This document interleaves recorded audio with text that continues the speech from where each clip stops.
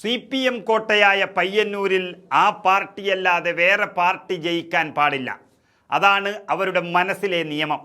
അങ്ങനെ ജയിച്ചിട്ടുണ്ടെങ്കിൽ എത്രയും പെട്ടെന്ന് രാജിവെച്ച് ഒരു CPMകാരനെ തന്നെ MLA ആക്കണം. പറഞ്ഞത് മനസ്സിലായില്ലെങ്കിൽ അത് കോടതി വേണ്ട നടപടികൾ സ്വീകരിക്കണമെന്നാണ് AKG ഓഫീസിലെ നിയമം.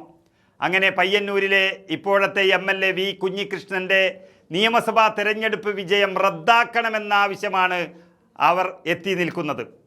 അങ്ങനെ ഒരു ആവശ്യം ഉന്നയിച്ചുകൊണ്ട് തോറ്റ MLA TI മധുസൂദനൻ ഹൈക്കോടതിയിൽ ഒരു ഹർജി നൽകിയിരിക്കുകയാണ്. വി കുഞ്ഞികൃഷ്ണൻ്റെ വിജയം തള്ളിക്കളയണമെന്നാണ് ഇവരുടെ ആവശ്യം. അത് വ്യാജ പ്രചരണത്തിലൂടെ നേടിയെടുത്തത് എന്നാണ് മധുസൂദനൻ ഹർജിയിൽ പറയുന്നത്. തനിക്കെതിരെ രക്തസാക്ഷി ഫണ്ട് കള്ളനാണെന്ന പ്രചരണം ഇതൊക്കെ നടത്തി.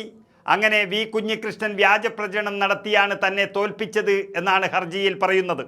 രേഖകളോ തെളിവുകളോ ഇല്ലാതെ രക്തസാക്ഷി ഫണ്ട് മുക്കി അങ്ങനെ കള്ളനെന്ന പ്രചരണം നടത്തി വോട്ടർമാരെ തെറ്റിദ്ധരിപ്പിച്ചുവെന്നും ഹർജിയിൽ പറയുന്നു. അദ്ദേഹത്തിൻ്റെ പുസ്തകം ആധികാരികമായ തെളിവല്ല എന്നുള്ളതാണ് മധുസൂദനൻ പറയുന്നത്. 50,000 ഭൂരിപക്ഷത്തിന് വിജയിച്ച താൻ ഇപ്പോൾ പുതിയ തെരഞ്ഞെടുപ്പ് വന്നപ്പോൾ 7,000 വോട്ടുകൾക്ക് പരാജയപ്പെടുന്നതിന് പിന്നിലെ അപവാദ പ്രചരണമാണ് പറയാനുള്ളത് തുടങ്ങിയ കാര്യങ്ങളാണ് ഈ മധുസൂദനൻ ഹർജിയിൽ പറയുന്നത്. ശരിക്കും ജനാധിപത്യത്തിൽ വിശ്വസിക്കാതെ ഫലം അംഗീകരിക്കാതെ വെറുതെ സമനില തെറ്റിയതുപോലെ കളിക്കുകയാണിപ്പോൾ.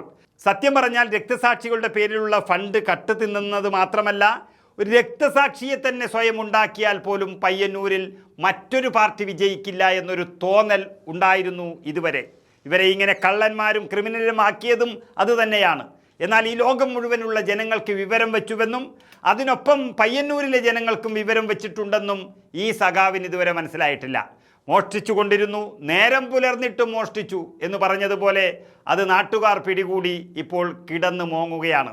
അല്ലാതെ സ്വന്തം കൂടെ നടന്ന ഒരു സ്വന്തം ചങ്ക് എന്ന് വിളിക്കുന്ന സഖാവിനെ കൊന്നതല്ലെങ്കിൽ കൊല്ലിച്ചത് എന്നൊക്കെ തെളിയാനുണ്ടെങ്കിലും രക്തസാക്ഷി എന്ന് എല്ലാവരും വിളിച്ചിരിക്കുന്നു.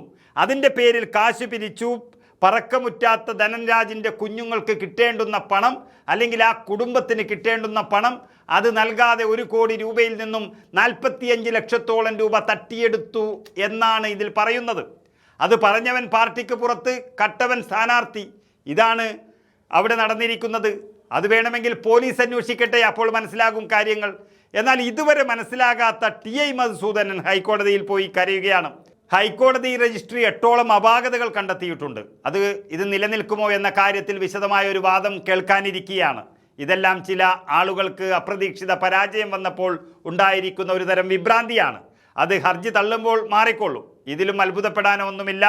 ബ്രിട്ടീഷുകാരിൽ നിന്നും ഇന്ത്യക്ക് സ്വാതന്ത്ര്യം കിട്ടിയെന്ന് വിശ്വസിക്കാൻ തന്നെ 70 വർഷം വേണ്ടി വന്ന ഈ ടീംസിന് പയ്യന്നൂരിലും തോറ്റു എന്ന് മനസ്സിലാകാൻ കുറച്ച് സമയമെടുക്കും എന്നു മാത്രം.